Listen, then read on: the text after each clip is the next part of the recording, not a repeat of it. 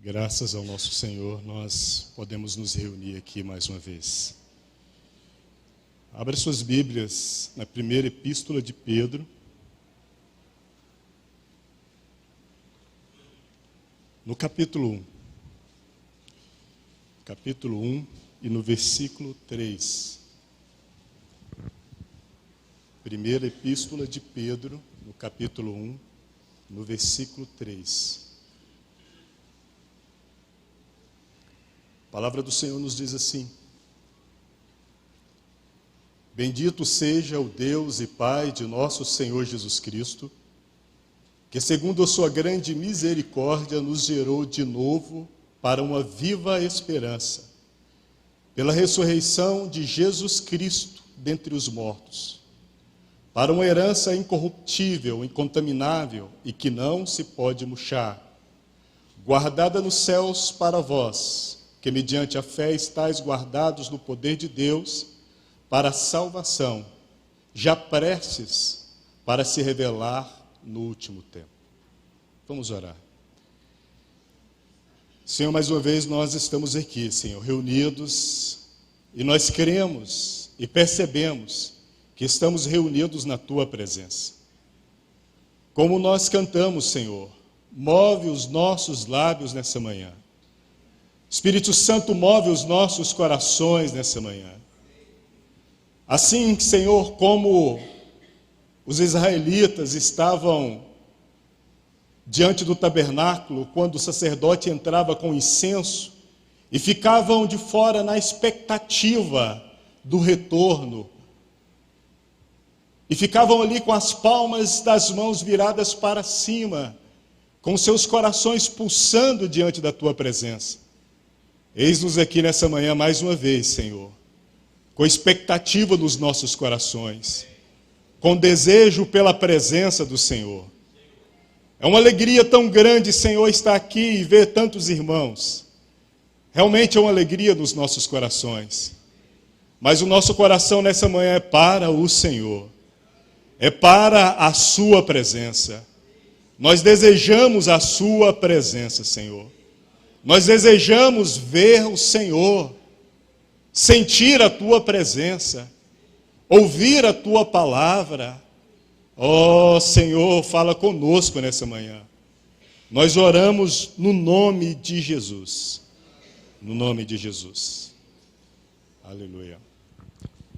Queridos irmãos, eu quero continuar a palavra que nós meditamos no domingo passado, quando nós meditamos e refletimos sobre a misericórdia de Deus. Diante da mesa do Senhor, irmãos, nós precisamos de uma consciência ainda mais clara sobre quem é Deus, quem nós éramos, quem nós somos e o que Deus está fazendo nas nossas vidas. Nós precisamos de voltarmos às antigas doutrinas e verdades que não mudam, e olharmos para o Calvário, olharmos para o trono de Deus, para com uma consciência clara nos aproximarmos da mesa do Senhor. Aqui que nós lemos em 1 Pedro, no capítulo 3, na primeira parte diz: Bendito seja o Deus e Pai de nosso Senhor Jesus Cristo, que segundo a sua grande misericórdia nos gerou, ou seja, nos fez uma nova criatura, nos deu vida. E esse é o ponto que eu quero avançar hoje com os irmãos. Porque diante da misericórdia de Deus, nós vemos a necessidade de sermos nova criatura, de um novo nascimento. E eu creio que todos nós já estamos participando dessa nova vida. E se você percebe que ainda não participou e no decorrer dessa mensagem ainda não participa dessa novidade de vida, que o Senhor de uma forma extraordinária e singular toque no seu coração e mude a sua vida, mude o seu olhar e as suas percepções sobre Deus, sobre você mesmo e o tempo que nós estamos vivendo. Mude o seu caminho. Então, quando nós lemos aqui, nós vemos que a misericórdia de Deus, que nos traz uma nova vida, que nos faz novas criaturas, a misericórdia de Deus que pressupõe que existem pessoas que precisam dela, que precisam de Deus, que carecem da presença de Deus. E aqui eu quero voltar em um texto que ele mexe muito com o meu coração. Abra a sua Bíblia em Romanos, capítulo 7, e versículo 24. Romanos, capítulo 7, no versículo 24.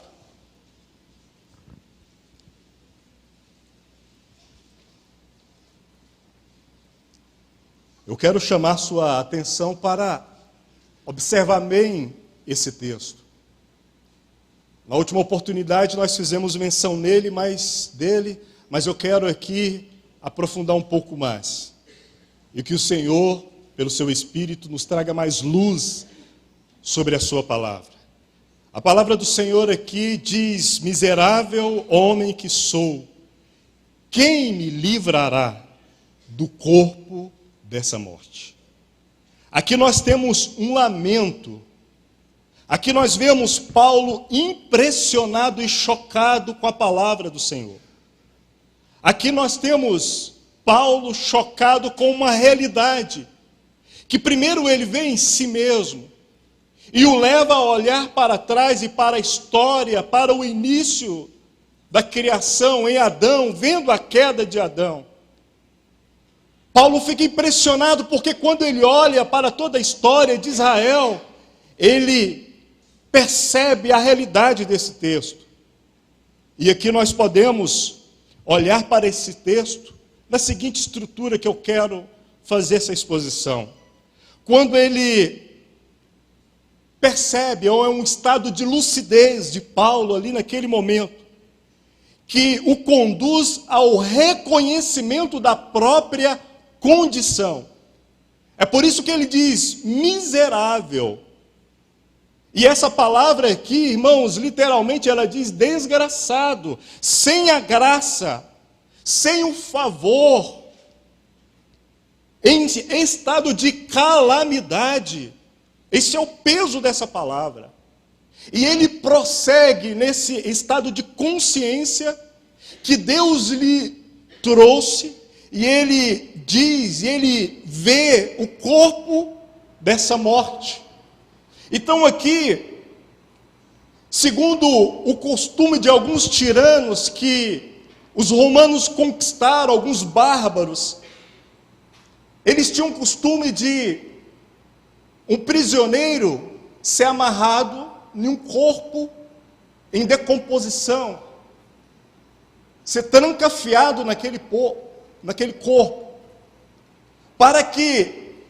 para onde ele fosse, aquele corpo o acompanhasse. Então ele tinha que arrastar aquele corpo, até o ponto de que o estado de decomposição daquele corpo o contagiasse, e ele em pavor, e debaixo daquele contágio, a vida dele fosse comprometida, a alma dele fosse comprometida até a morte. Então era uma condenação. Então aqui nós podemos usar essa ilustração, que é muito mais profunda do que eu estou dizendo, por causa do tempo que nós temos. Existe um termo histórico e filosófico para trabalhar esse assunto, essa expressão de Paulo, que é necroforia, porque sim, é um termo muito pesado. E existe uma expressão também teológica que fala sobre uma massa inteira de pecados e corrupção da alma humana, que aprisiona o homem com correntes infernais para a morte. Percebe o peso? E quando nós meditamos, nós percebemos o peso que estava no coração de Paulo naquele momento. Então por isso era um lamento de Paulo esse texto. E essa expressão, corpo dessa morte, nessa expressão nós percebemos um hebraísmo aqui. que nos comunica algumas coisas, porque ele denota um corpo mortal em sua tendência de morte. É um corpo em decadência, em seu caminho para a morte. Aqui fala dos princípios corruptos do homem, que o conduz para a morte. Aqui fala das afeições carnais e más do homem, que o levam à condenação para a morte. Aqui está falando do pecado, porque pelo pecado o homem está preso a princípios corruptos de afeições carnais. Você está me entendendo, irmão? O peso da consciência e da revelação que veio na mente de Paulo quando ele estava refletindo sobre essa porção, ele estava expressando essa porção. Por isso era um lamento de Paulo, era um clamor de Paulo. E aqui, quando ele está aqui no capítulo 4 de Romanos, nesse versículo 24, esse entendimento pressupõe toda a carga de revelação do texto anterior. Paulo, em Romanos 7, no versículo 5, ele fala das paixões pecaminosas que leva o homem para a morte. No capítulo 7, no versículo 18 e 19, ele diz: porque eu sei que em mim, isso é, na minha carne, não habita bem nenhum, pois o querer o bem está em mim, mas não o realizá-lo, porque não faço o bem que eu quero, mas o mal que eu não quero, esse eu faço. Percebe que era um lamento de Paulo? Aí no versículo 7, a partir da parte B do versículo, aqui no capítulo 7 de Romanos, é que nós lemos: eu não teria conhecido a cobiça se a lei não tivesse dito não cobiças. O pecado, aproveitando a ocasião dada pelo mandamento, despertou em mim todo o tipo de cobiça. No capítulo 7 de Romanos, Paulo, ele mostra a identidade do eu do homem. Ele aponta para o eu. E a escrita aqui que nós vemos, e a fala de Paulo, nos traz uma característica muito pessoal. Porque aqui nós temos Paulo falando sobre o eu de Paulo mesmo. Porque Paulo se reconhece aqui nesse estado do ego. Mas também aqui nós vemos o eu Adão. Porque aqui fala do ego na queda da humanidade e que contagiou toda a humanidade. Mas aqui também nós vemos o eu em Israel, a história do ego religioso, que causou ou que motivou a ira de Deus em muitas disciplinas sobre aquele povo. Então Paulo se vê relacionado a Adão. Paulo ele se vê relacionado à história de Israel com aquele pecado. Foi esse entendimento. Irmãos, quando a luz dessa revelação brilhou no coração de Paulo, ele se lembrou do 10º mandamento, lá em Êxodo 20, porque o 10º mandamento fala de não cobiçar. Paulo era um judeu, um fariseu, um homem zeloso, e os judeus eram criados desde a sua infância nos caminhos da religião judaica, eram ensinados na lei, decoravam a lei, participavam das festas e de todos os ritos, eram zelosos, preferiam dar sua vida do que negar a Deus, do que adorar uma imagem de escultura.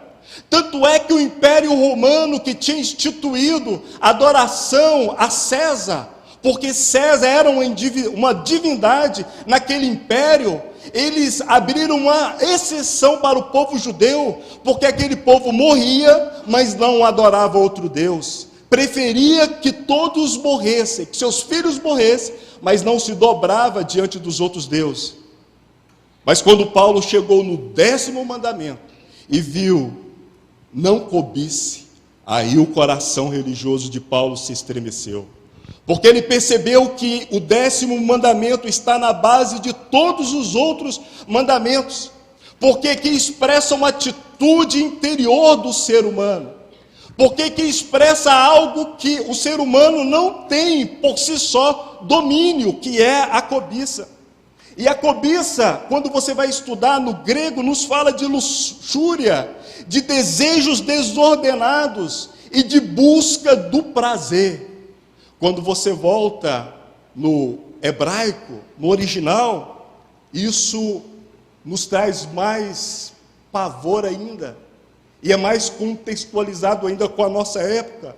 Porque nos fala de, observe só, ter prazer, deliciar-se em ser desejável. Deliciar-se em ser desejável. Irmãos, quando nós olhamos para todos os movimentos de redes sociais, do ego humano na nossa época, o que o homem e o que as pessoas fazem é uma busca de prazer em se sentir promovido, desejado, composição, ser visto e tantas outras coisas. Percebe? A palavra do Senhor, ela sempre é real e ela sempre é presente.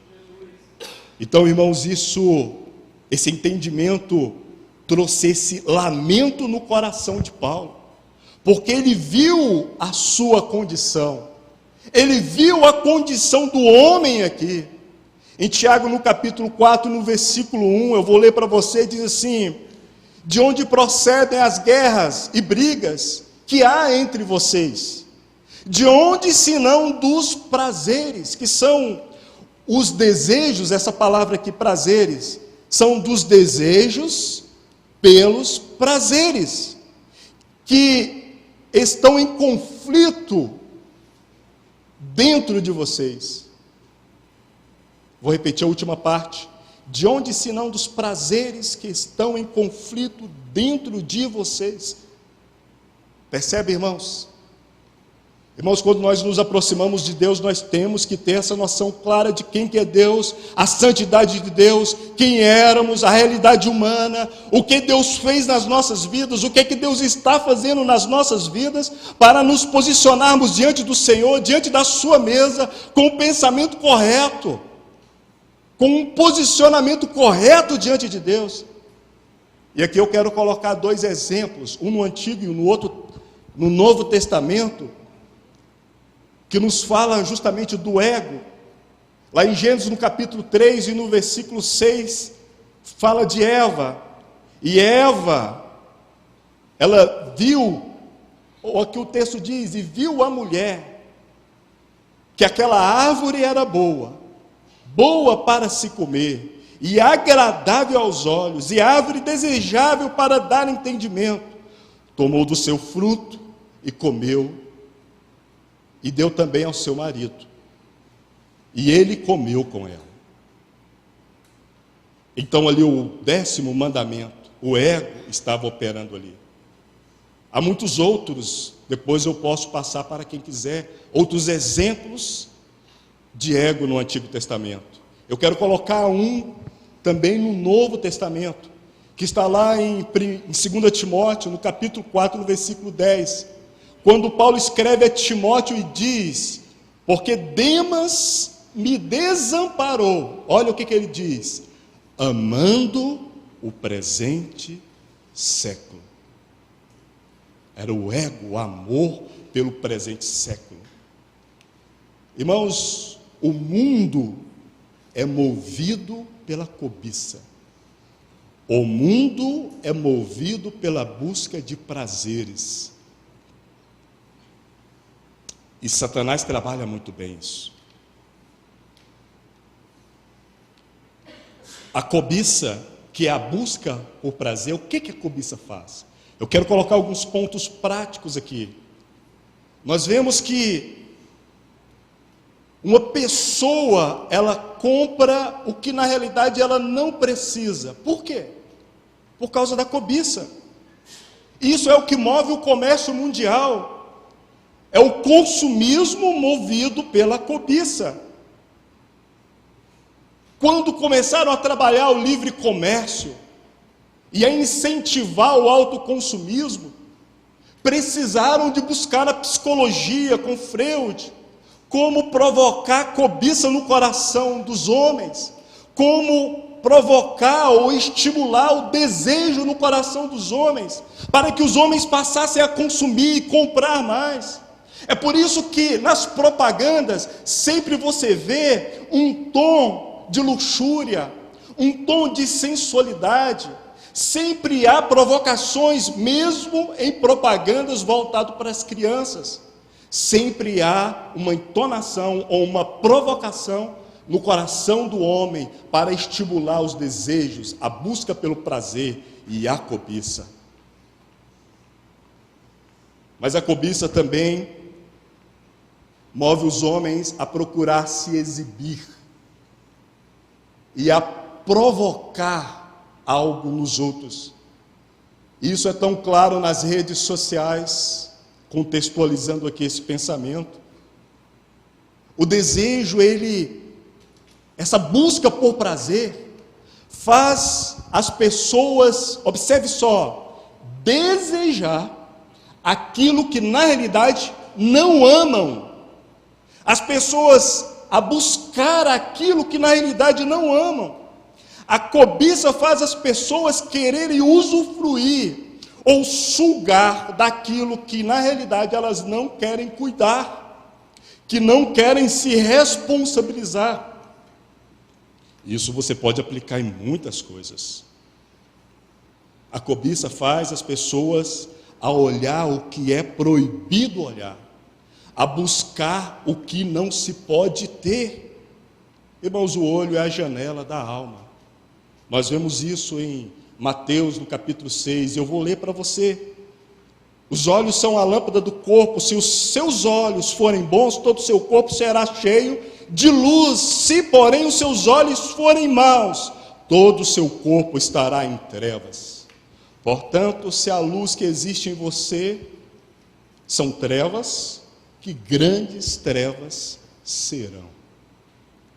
Mas a cobiça também faz o homem se opor contra Deus, desejando ser Deus. Aí você pode dizer, mas eu nunca desejei ser Deus. Aí nós vemos a busca por autonomia humana, porque na realidade a busca do homem por uma autonomia, por se desgarrar de Deus, se desvencilhar de Deus, na realidade é a busca por um status divino.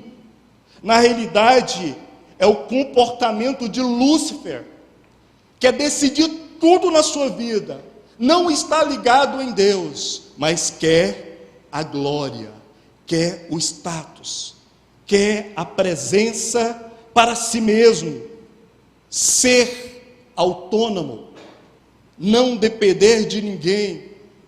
Isso é o homem se opondo contra Deus.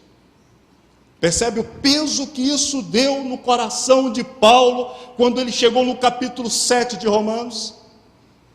Isso nos fala de toda a nossa condição. Mas, irmãos, só percebe isso, só tem esse entendimento quem tem a luz da misericórdia de Deus. Porque aqui nós vemos uma confissão pessoal de Paulo, que também se faz a nossa confissão. Irmãos, pecados têm nome.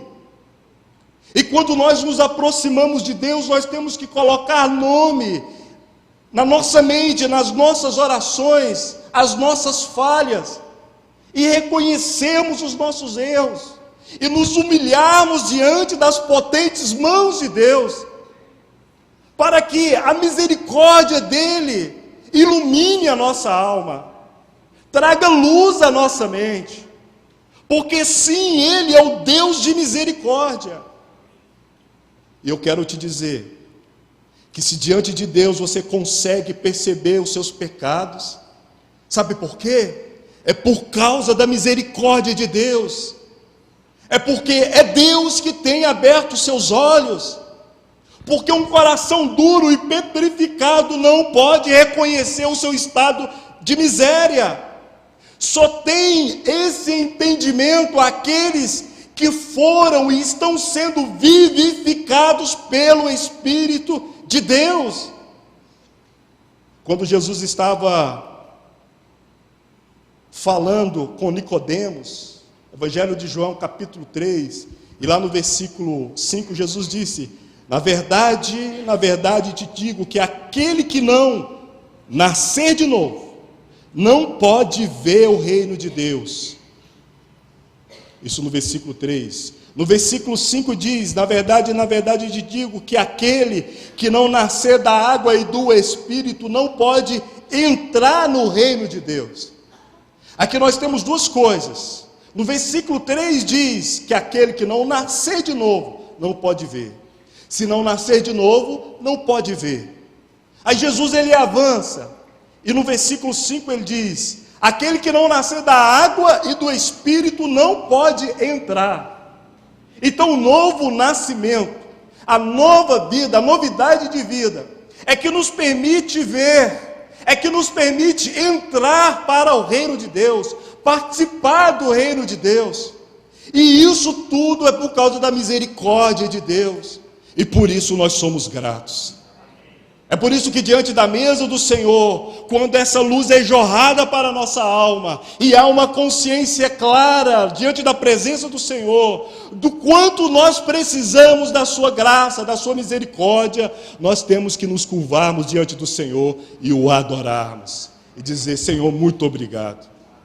Obrigado porque a luz do Senhor tem raiado na nossa mente. Obrigado porque é o Senhor que tem nos esclarecido e trazido luz para nós. Porque se não fosse a mão do Senhor, eu não reconheceria quem eu sou. Eu não reconheceria o estado que eu me encontro, se não fosse o Senhor. Eu quero ler para você Efésios capítulo 2, o versículo 1, que diz: Ele lhes deu vida quando vocês estavam mortos em suas transgressões e pecados. Morto não pode reagir, mas aprendemos isso. O morto não fala, o morto não pensa. Então o Senhor nos deu vida quando nós ainda estávamos num estado de degradação moral. Lembra do peso da palavra de Paulo, no grito dele? Corpo dessa morte. E aqui Paulo prossegue: nos quais vocês andaram no outro tempo, segundo o curso desse mundo, segundo o príncipe da potestade do ar, do espírito, que agora atua nos filhos da desobediência. Entre eles também nós, Paulo se inclui aqui, todos andávamos no passado, segundo a inclinação da nossa carne, fazendo a vontade da carne e dos pensamentos. E éramos, por natureza, filhos da ira, como também todos os demais. Mas Deus, sendo rico em misericórdia, por causa do seu grande amor com quem nos amou, e estando nós mortos lá nas nossas transgressões, Ele nos deu juntamente com Cristo vida. E isso Ele fez pela sua graça, porque pela graça todos nós fomos salvos. Glórias ao nome do Senhor. Bendito seja o nome do Senhor. É por isso que na presença do Senhor nós entramos de joelhos, irmãos. Porque nós adoramos o Senhor por causa da misericórdia dEle. Isso é Deus tendo misericórdia do homem. É a misericórdia de Deus trabalhando nas nossas vidas, nos trazendo para perto. Então, nessa estrutura que nós olhamos aqui, para esse versículo, que é esse lamento de Paulo, primeiro nós vimos Paulo com essa luz da sua condição, Só que ele coloca uma pergunta que é um grito de lamento. Depois da consciência e da luz, ele dá um grito de lamento. Aqui nós temos o desespero humano, que é quando ele diz: quem me livrará? Paulo olha para o seu estado e ele grita: quem me livrará? Meus queridos irmãos, é óbvio que esse que Paulo está lamentando e clamando é Jesus Cristo, nosso Senhor. Como nós lemos, só Ele pode nos livrar do corpo dessa morte, onde na condição de queda estávamos trancafiados para ser contaminados, e em desespero humano e pavor na nossa alma, ser conduzido à morte. Mas a resposta é: sim, é o Senhor. Mas, irmãos, quando nós olhamos a palavra do Senhor e percebemos que o Senhor nos trouxe para uma novidade de vida, e nós estamos vivendo uma nova condição pela misericórdia de Deus. Aqui eu me lembro do texto que nós sempre temos abordado aqui, ouvido aqui, que é Êxodo 32, quando o povo se rebelou contra Deus. Ali foi levantado o bezerro de ouro, a ira de Deus veio, Deus quis exterminar aquele povo. Moisés intercedeu, e lá no versículo 5 e 7 de Êxodo 34, a misericórdia de Deus mais uma vez é mencionada, porque Deus tem tido misericórdia de nós. Apesar de quem nós somos, apesar das nossas limitações, apesar das nossas falhas, é a misericórdia de Deus. Eu quero ler para você Lamentações, capítulo 3. E no versículo 19 diz assim o texto: lembra-te da minha aflição e do meu andar errante, do absinto e da amargura.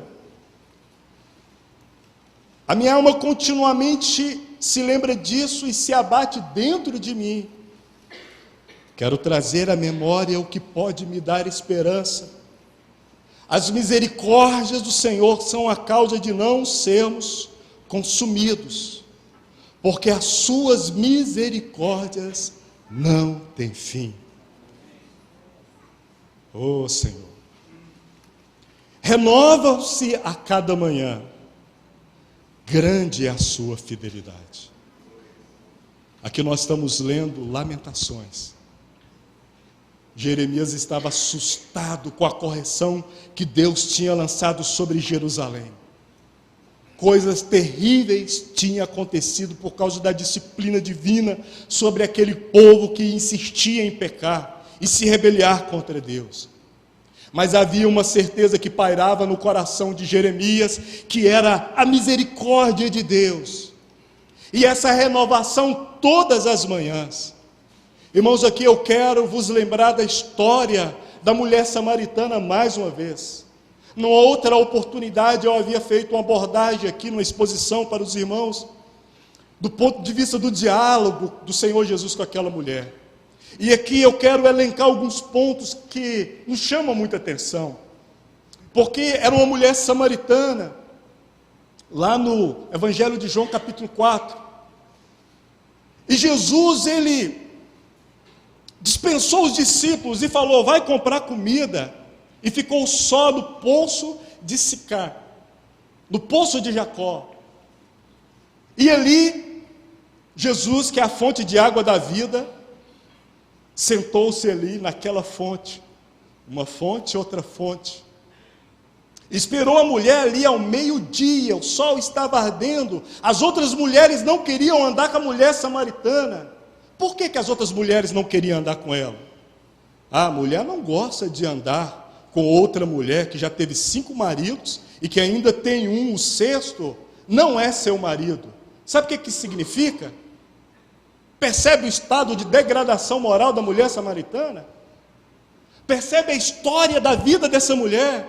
Ela já tinha tido 5 maridos, e o sexto não era dela. Não era dela. Ela estava com o marido de outra. O sexto. O número é importante aqui, irmãos. O número 6 nos fala do número de um homem, e o homem é muito falho, o homem é caído. Ela estava num ciclo de degradação moral. Ela estava caindo e caindo e caindo. Mas apareceu um 7º homem na vida daquela mulher. O número 7 é perfeição, irmãos. O 7º homem foi para o poço de Sicar e sentou ali. O poço de Jacó aguardou aquela mulher pecadora que estava num ciclo de queda, embaraçada. Ninguém queria estar com aquela mulher. Mas apareceu o 7º homem na vida daquela mulher. Jesus é perfeito, Ele é o homem perfeito. A perfeição em pessoa apareceu ali. E o 7º homem, o homem perfeito que apareceu para aquela mulher, quebrou o ciclo de queda e de perdição e de pecaminosidade da vida daquela mulher. Mudou a vida dela. Mudou a afeição dela de tristeza por causa do pecado e transformou em uma afeição de alegria e de júbilo. De uma forma que todos não resistiram às falas daquela mulher. Quando ela voltou para a cidade e proclamando e falando: olha, vai lá, vamos lá ver um homem que sabe tudo o que aconteceu comigo. As pessoas não puderam resistir, sabe por quê? Não era a mesma mulher. Não era a mesma mulher. Agora era uma nova criatura. Porque ela encontrou com o homem perfeito. É isso que acontece conosco, irmãos, com nós. Nós encontramos aquele que é perfeito. E ele entrou na nossa vida e mudou tudo. Buscávamos da água natural, mas ele, que é a água da vida, apareceu no nosso caminho e mudou a nossa história. É por isso que numa manhã como essa nós podemos dizer: glórias ao teu nome, Senhor. Nós te exaltamos, Senhor. Porque apesar das nossas imperfeições, o Senhor interveio no nosso caminho. O homem perfeito mudou a nossa história, mudou a nossa afeição de tristeza e nos transformou em alegria, porque nós encontramos com Jesus. Isso é a misericórdia de Deus, que se renova para nós todas as manhãs. Em João 10:10, Jesus disse: eu vim para que tenham vida e vida em abundância. Aquela mulher que eles não queriam nem se aproximar dela, agora ela tinha tanta vida que todos queriam seguir ela. Era um avivamento em Samaria, mas porque houve uma mudança de vida, nova vida. Louvado seja o nome do Senhor. É isso que o Senhor faz conosco. Em 1 Pedro 2:10, Pedro fala que nós éramos desconhecidos de Deus por causa do pecado. Mas agora o Senhor nos fez povo seu, somos povo de Deus. E sabe por quê? Pedro nos diz lá: por causa da sua misericórdia. Saímos do status de desconhecidos e condenados, trancafiados num corpo de morte, condenados à morte, e agora somos povo de Deus, salvos para a vida eterna, destinados à alegria de estarmos na presença do Senhor. Que alegria essa manhã, irmãos! Que alegria estarmos diante da mesa do Senhor. Que alegria podermos saber quem Deus é, e Deus é misericordioso para conosco. É a mão forte do Senhor. Se não fosse a misericórdia dele, você não estaria aqui. Talvez você estaria viajando, talvez você estaria na frente de uma TV assistindo Netflix. Talvez você estaria promovendo qualquer outro desejo carnal lícito ou não lícito. Porque às vezes até as coisas lícitas podem nos tirar da presença de Deus. Mas Ele é misericordioso para nós. E a beleza do nosso Senhor tem capturado o nosso olhar. Obrigado, Senhor. Obrigado, Senhor, porque as suas misericórdias não têm fim. Obrigado, Senhor, porque éramos desconhecidos no céu. Mas um dia o Senhor abriu a nossa mente. O Senhor se revelou a nós. E como Paulo, nós ficamos chocados, Senhor, com o nosso estado de condenação eterna. E há um clamor, um lamento dos nossos lábios. E quando nós dissemos, quem poderá nos salvar, nos livrar, nos libertar? Esse é o momento que o Senhor capturou o nosso olhar e o destinou para o Calvário. E nós vemos o Calvário, a cruz do Senhor, porque o Senhor veio e morreu, e não só morreu, mas ressuscitou. Existe um túmulo vazio, mas existe um trono que está ocupado para sempre, sempre, e para a glória do Senhor. No trono há o Cordeiro de Deus, as mãos furadas, Jesus o nosso Senhor, aquele que tem tido misericórdia de nós. Éramos desconhecidos, mas agora somos povo teu, Senhor. É por isso, Senhor, que nós, como no primeiro cântico, Senhor, nós dissemos, toca nos nossos lábios e nos conduz a te adorar, Senhor.